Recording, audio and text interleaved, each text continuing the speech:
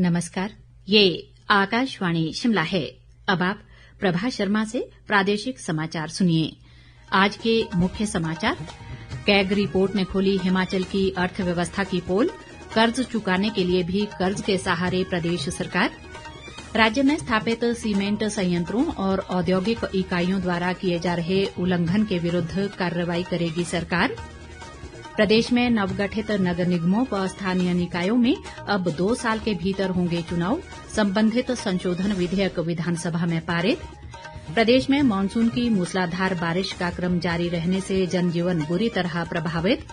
और मुख्यमंत्री ने आपदा प्रभावित जिलों में राहत व बचाव अभियान युद्ध स्तर पर चलाने के दिए निर्देश। अब समाचार विस्तार से। प्रदेश विधानसभा के शिमला में चल रहे मानसून सत्र के दौरान आज सदन में कैग की वर्ष 2023-24 की रिपोर्ट प्रस्तुत की गई। रिपोर्ट में खुलासा किया गया है कि हिमाचल की अर्थव्यवस्था इस समय भारी दबाव में है। कैग रिपोर्ट में कहा गया है कि राज्य पर ऋण का बोझ लगातार बढ़ता जा रहा है और सरकारें पुराने कर्ज चुकाने के लिए नए कर्ज ले रही हैं। रिपोर्ट के अनुसार वर्ष 2019 से 24 के बीच कर्जों का भुगतान भी ऋण लेकर किया गया है और कर्ज चुकाने के लिए 2019 में लोक ऋण का 52.99% हिस्सा खर्च किया गया। ये 2024 तक बढ़कर 74.11% हो गया। इससे स्पष्ट है कि संसाधन जुटाने व फिजूल खर्ची पर नकेल कसने के राज्य सरकारों के दावे खोखले साबित हुए हैं। रिपोर्ट में कहा गया है कि सरकार ने 14 मामलों में 711 करोड़ का अनुपूरक बजट पारित किया, मगर हकीकत इसके विपरीत थी। कैग ने अपनी रिपोर्ट में ओपीएस लागू करने से अर्थव्यवस्था पर पड़ने वाले दबाव का भी उल्लेख किया है। उप मुख्यमंत्री मुकेश अग्निहोत्री ने कहा है कि पिछले 1 साल में मौजूदा सरकार ने 126 नए संस्थान खोले और अधिसूचित किए हैं। शिमला में चल रहे विधानसभा के मानसून सत्र के दौरान आज प्रश्नकाल में विधायक दिलीप कुमार के सवाल के जवाब में उन्होंने ये जानकारी देते हुए बताया कि नए संस्थान गुण दोष के आधार पर खोले जाते हैं और संस्थानों के लिए दी गई जमीनों को वापस करने का कोई विचार नहीं है। अर्की के विधायक संजय अवस्थी के एक प्रश्न का उत्तर देते हुए उद्योग मंत्री हर्षवर्धन चौहान ने कहा कि सरकार राज्य में सीमेंट संयंत्रों और औद्योगिक इकाइयों द्वारा किए जा रहे उल्लंघनों के विरुद्ध कार्रवाई करेगी। उन्होंने कहा कि ये भी सुनिश्चित किया जाएगा कि वे कॉरपोरेट सोशल रिस्पांसिबिलिटी CSR के अंतर्गत आने वाली राशि परियोजना क्षेत्र में ही खर्च करें, न कि हिमाचल प्रदेश के बाहर।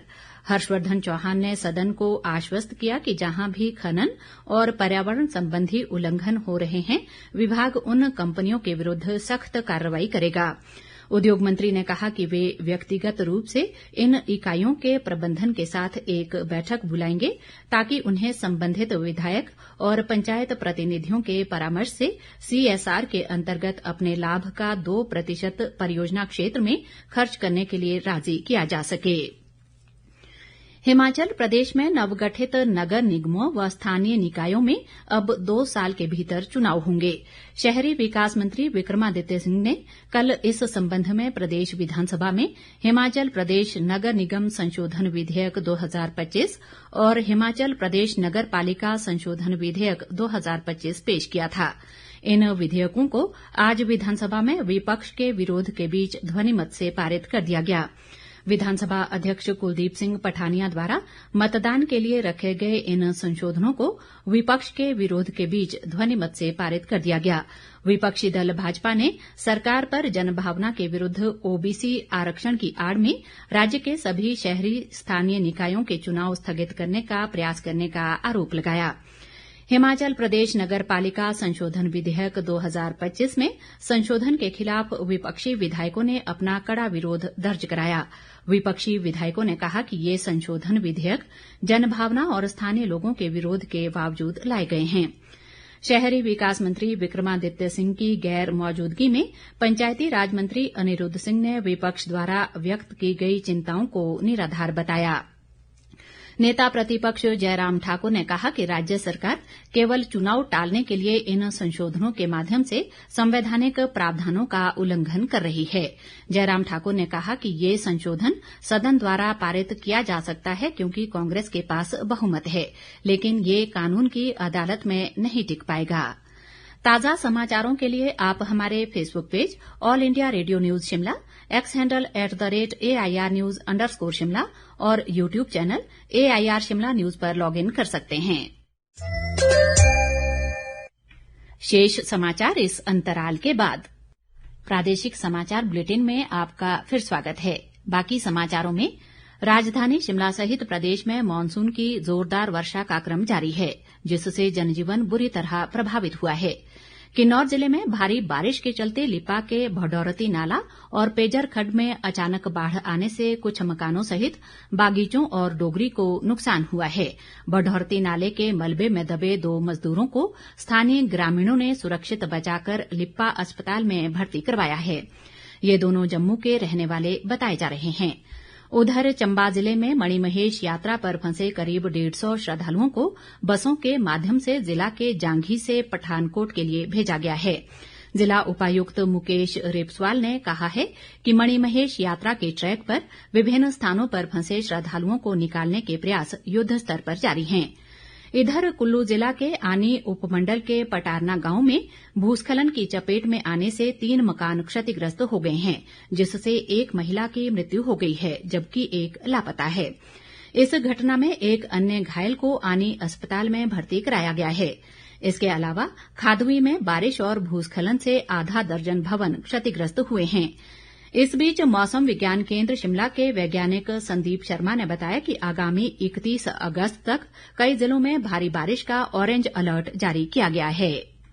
आज देर शाम से लेके अगले महीने की 1 तारीख तक प्रदेश में जो बारिश का दौर है वो जारी रहेगा। तो आज 29 अगस्त को जो डिस्ट्रिक्ट ऊना, कांगड़ा, मंडी, सिरमौर यहाँ के लिए ऑरेंज अलर्ट जारी किया हुआ है। कल 30 अगस्त के लिए डिस्ट्रिक्ट चंबा, कांगड़ा, कुल्लू के लिए ऑरेंज अलर्ट है और 31 अगस्त के लिए कांगड़ा, मंडी, सिरमौर के लिए ऑरेंज अलर्ट है। जो बाकी डिस्ट्रिक्ट है जिसमें हमीरपुर, बिलासपुर है और साथ में शिमला है, सोलन, यहाँ पे एक दो स्थानों में हैवी रेनफॉल भी हो सकती है। इसको देखते हुए डिस्ट्रिक्ट में हैवी रेनफॉल का येलो अलर्ट जारी किया हुआ है। 1 और 2 तारीख को भी जो प्रदेश के डिस्ट्रिक्ट है ऊना, बिलासपुर और सोलन, शिमला, सिरमौर, यहाँ पे एक दो स्थानों में हैवी रेन हो सकती है। फिर 3 तारीख से वेदर काफी कमी आई है। अगस्त माह में पूरे प्रदेश में एवरेज सामान्य तकरीबन 67% अधिक बारिश दर्ज की गई है।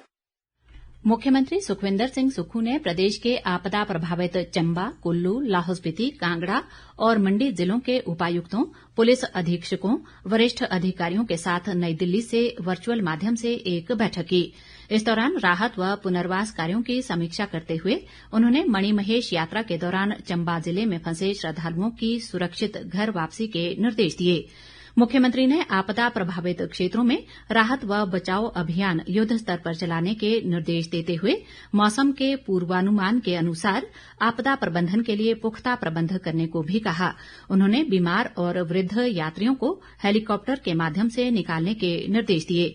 बैठक में बताया गया कि लाहौल स्पीति जिले के सिसु में फंसे सभी 380 पर्यटकों को आज शाम सुरक्षित निकाल लिया गया है। इसके अलावा चंबा पठानकोट मार्ग को सभी प्रकार के वाहनों, जबकि कुल्लू मंडी राष्ट्रीय राजमार्ग 3 को छोटे वाहनों की आवाजाही के लिए खोल दिया गया है। राजस्व व बागवानी मंत्री जगत सिंह नेगी ने आज चंबा जिले में भारी बारिश से प्रभावित उदयपुर, राख बग्गा सहित विभिन्न इलाकों का दौरा कर नुकसान का जायजा लिया। उन्होंने मणिमहेश यात्रा के श्रद्धालुओं को पठानकोट तक तत्काल प्रभाव से निःशुल्क बस सुविधा उपलब्ध करवाने के निर्देश दिए। जगत सिंह नेगी ने श्रद्धालुओं की सुविधा के लिए राष्ट्रीय उच्च मार्ग 154A के तहत भरमौर चंबा के बीच हल्के वाहनों के परिचालन वाले हिस्सों में टैक्सियों के माध्यम से निःशुल्क व्यवस्था भी सुनिश्चित करने को कहा है। जगत सिंह नेगी ने चंबा से भरमौर राष्ट्रीय उच्च मार्ग को युद्ध स्तर पर बहाल करने के भी निर्देश दिए।